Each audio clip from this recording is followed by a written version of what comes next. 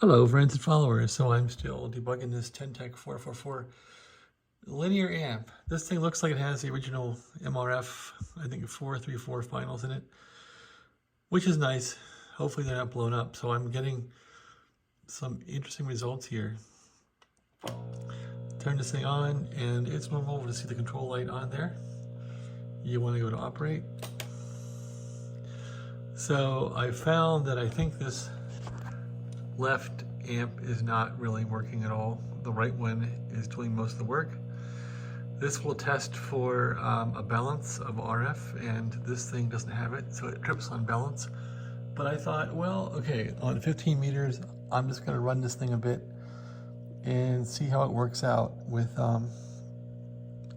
about 80 watts output. So here I'll fire it up again, go to tune mode here. And I'm all set on the meter here for output from the amp.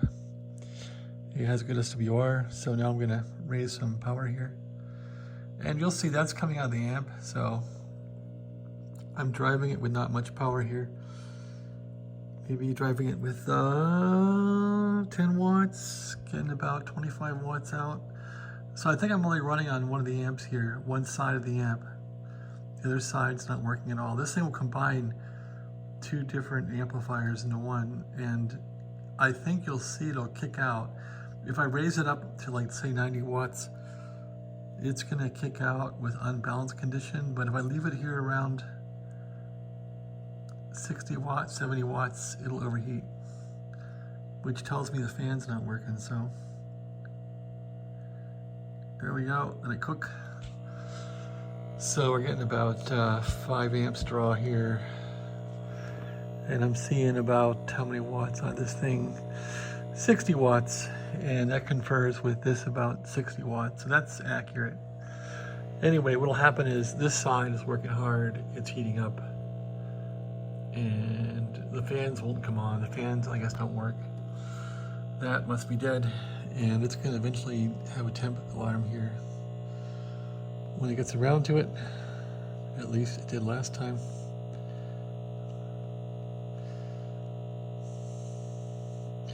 It should temp alarm out here. That's very hot. That's not hot at all, it's a little hot. Well, let's cook it some more. Gonna increase the power a little bit here.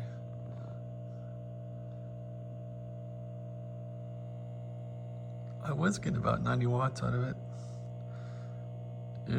Yeah, okay, it's kicked. And it kicked on temperature, so the fan should have come on. The fan should have come on and cooled it off, so I gotta fix that, but it's coming along. So this amp here, this side's working really well. It's hot, at least, really hot. This side is not very hot. So I'm guessing that either the drive on this side's out or it's dead, but this left amp is not contributing anything. I think this circuit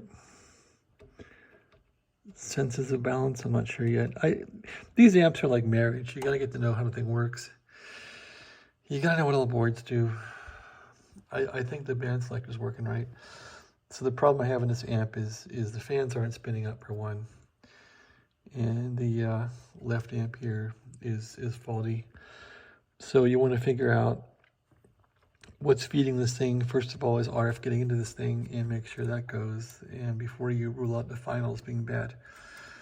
So that's where I'm at. This is kind of fun. I really didn't want to work on this amp, but I thought, yeah, now that I'm fooling with it, it's pretty cool. I did try to use this light bulb and take some power off of these inputs to the combiner, but I couldn't get these amps to put anything out at all into the light bulb. So, but now that I've run it a while, I know this side is contributing RF and this side is not. So I think if I get this side to work and the fan to work, the amp should come up to a full 500 or 600 watts output, and that's what it does. So it's a pretty cool little amp.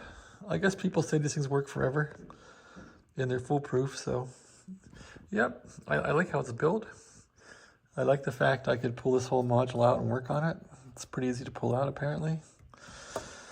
Got to figure the fan out. Yeah, this thing is pretty hot. You could fry some eggs on it. It really is cranking along, so that's cool.